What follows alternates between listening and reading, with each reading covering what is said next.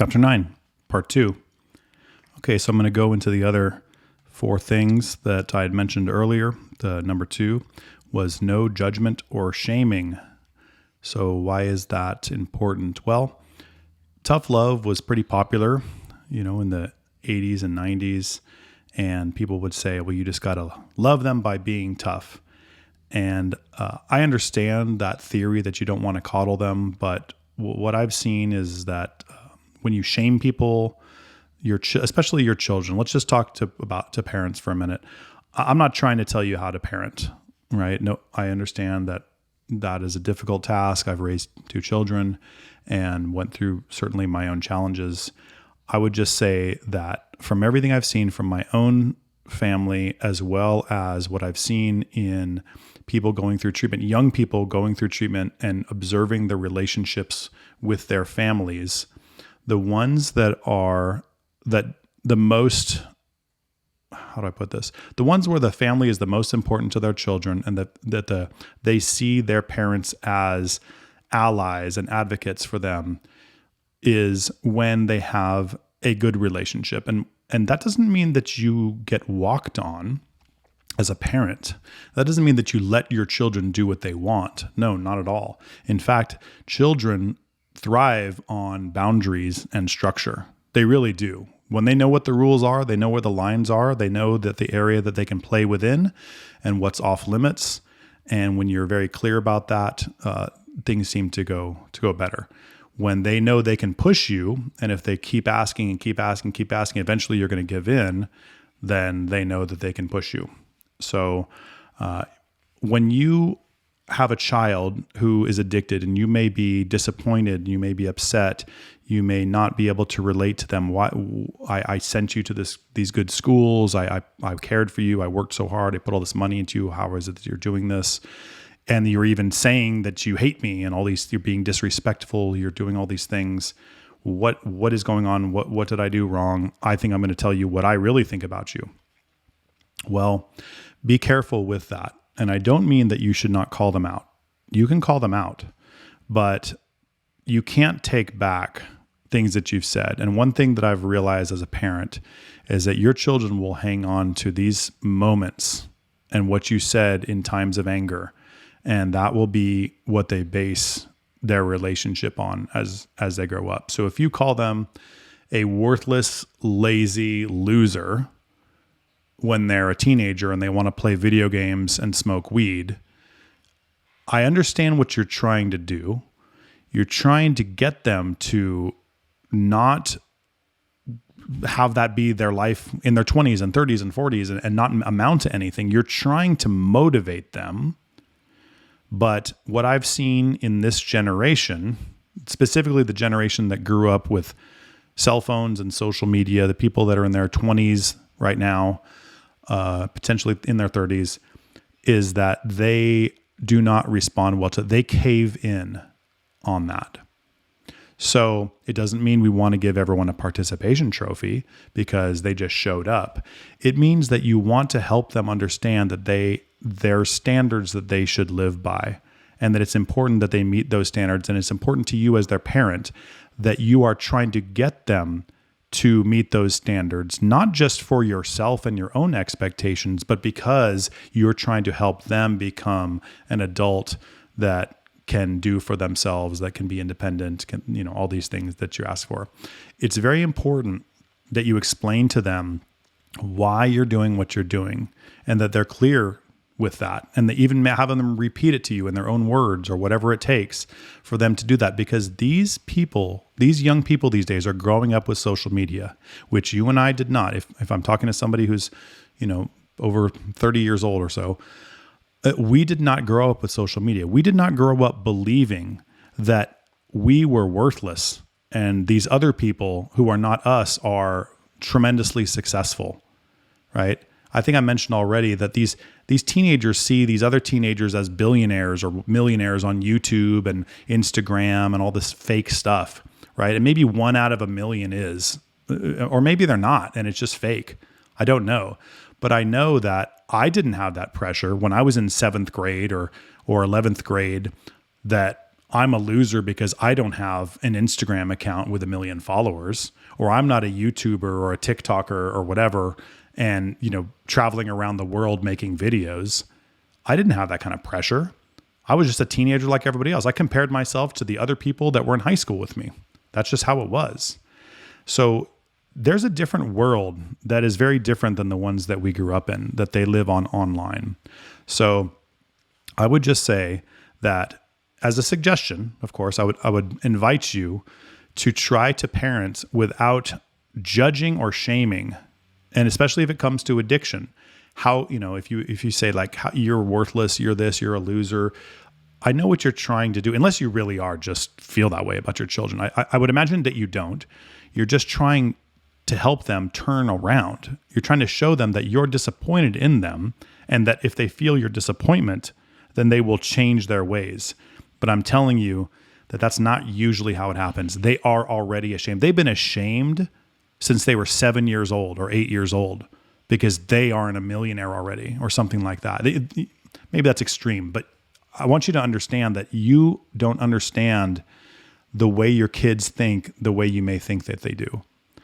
If they're exposed to social media and they're in this online world, they're being fed algorithms of data that can be very upsetting for them, that you may not even realize. It's very important that you talk to your children about what they see on social media and what they're experiencing, because it can really, really make them feel down about themselves.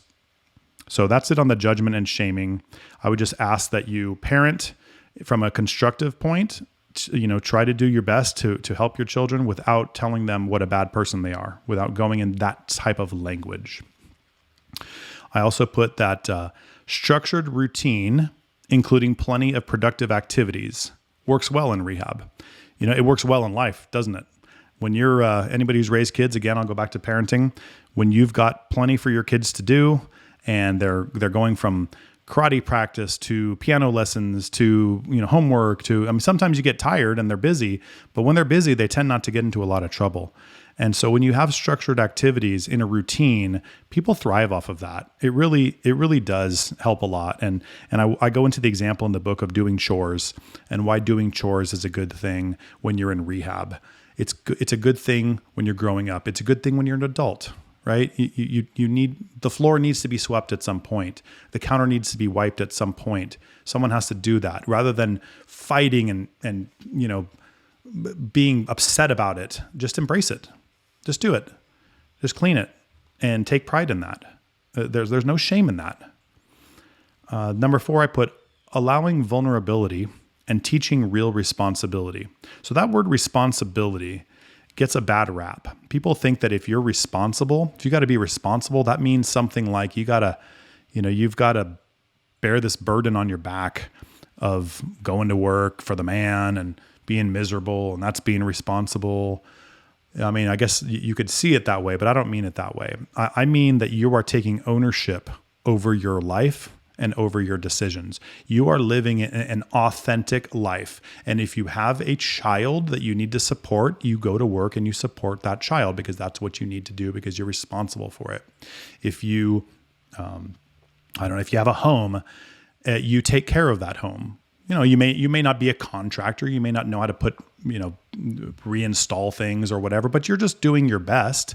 If you own something, if you own a car, you keep it fairly clean. You keep it in working order to the best of your ability. You just, anything that surrounds you, anything that touches you, anything that involves you, you are putting positive energy into it.